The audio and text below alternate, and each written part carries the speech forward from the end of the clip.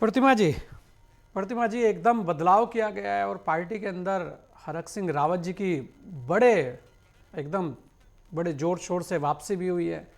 और यहाँ पर एक बड़ी बात है जो अभी की है जोगेश्वर प्रसाद जी ने भी, कि हरीश रावत जी का अब जो है वो समय आशीर्वाद देने का आ गया है, ये बात उन्होंने कही है। जबकि हरीश रावत जी एक बड़ा चेहरा आज भी पार्टी के अंदर है, क्योंकि जितना मुझे ऐसा लगता है जितना वो घूमते हैं शायद ही उस उम्र में बहुत सारे नेता घूमते होंगे।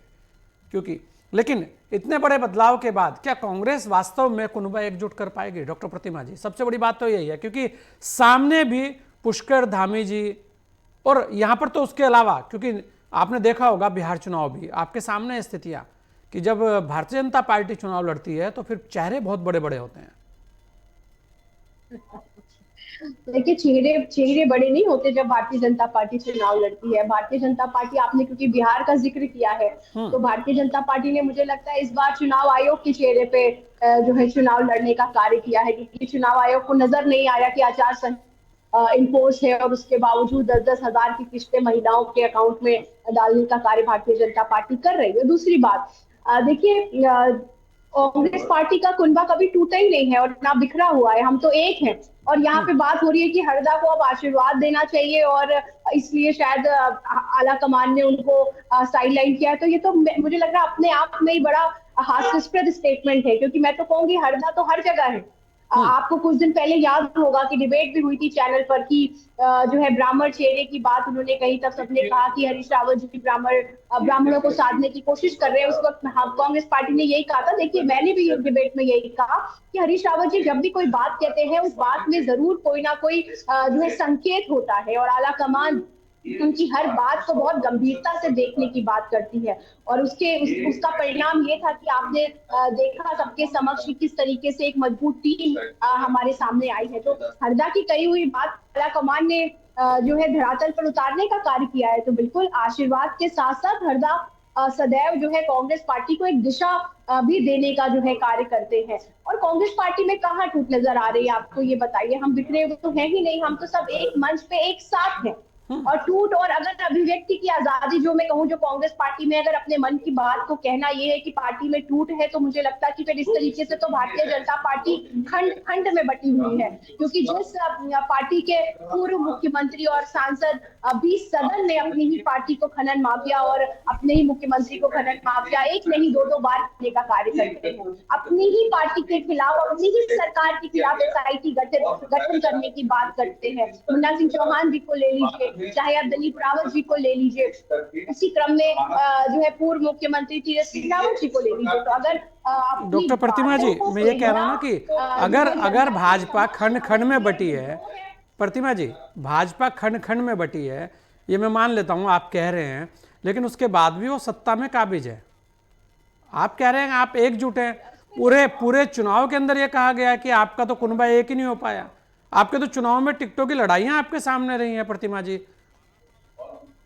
देखिए, गिरीश जी, देखिए, टिकटों की लड़ाई कहाँ नहीं होती है, भारतीय हाँ, जनता पार्टी में भी होती है, हर वही तो पार्टी कह में रहे हैं कि इस होती है। बार कई क्या बार कुनबा कुछ एकजुट हो लोगों के पाएगा? हाथ टिकट लगता है और कुछ लोगों के हाथ टिकट लगता है, कुछ लोगों को मायूसी जो है झेलनी पड़ती है। तो इसका मतलब ये नहीं कि अगर कोई व्यक्ति अपनी नाराजगी जताता है तो पार्टी में किसी भी तरीके की टूट है। देखिए, चुनाव में हार और जीत दो ही होते हैं। कोई एक पार्टी हारती है और एक पार्टी जीतती है।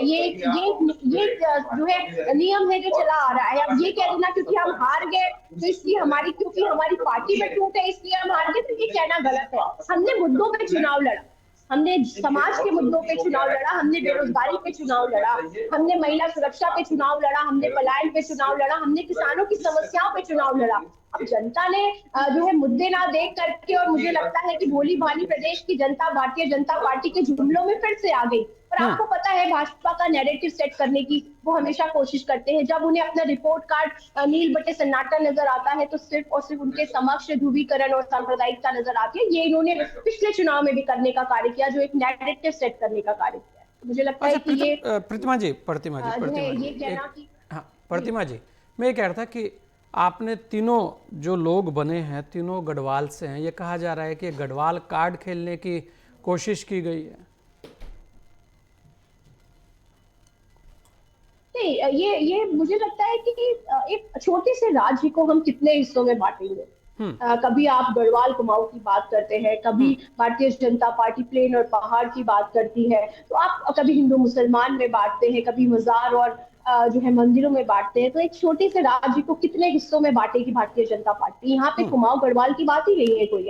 हम सब एक है। और आपने देखा, अगर अगर आप चलिए, अगर आपकी ये भी बात मान लेते हैं कि गढ़वाल को साधने की कोशिश की गई है, तो हमने क्या कुमाऊं को भी अलग नहीं रखा और उन्हें भी पूरा सम्मान जो है दिया है? वैसे कांग्रेस पार्टी कभी अलग नहीं मानती किसी को, बट आपके सवालों का जवाब दे रही हूं मैं। तो अगर नहीं, आप सवाल नेता मेरा नहीं है, जनता प्रतिपक्ष का की मैं सवाल बात है, करूं, लोग जो माननीय कह रहे हैं यशपाल उसका आर्या सवाल जी है। की, या उप नेता प्रतिपक्ष की बात करूं, माननीय भुवन कापरी जी की, तो वो भी उसी क्षेत्र से आते हैं। तो कांग्रेस पार्टी सदैव सबको साथ लेके चलती है। हम हर वर्ग को, हर क्षेत्र को साथ लेके चलने वाली पार्टी है। और यही वजह है, आपके सवाल का जवाब भी है कि शायद यही वजह है कि हम असली मुद्दों पे चुनाव लड़ते हैं। तो आपने कहा कि हम हार गए, हम हारे हैं, इसका मतलब ये नहीं कि हमारे घर में टूट है। हम एक है, परिवार एक है, और एक परिवार एक चलिए साथ लड़ बिल्कुल। और करके 2027 का रिजल्ट आपको ये देने का ये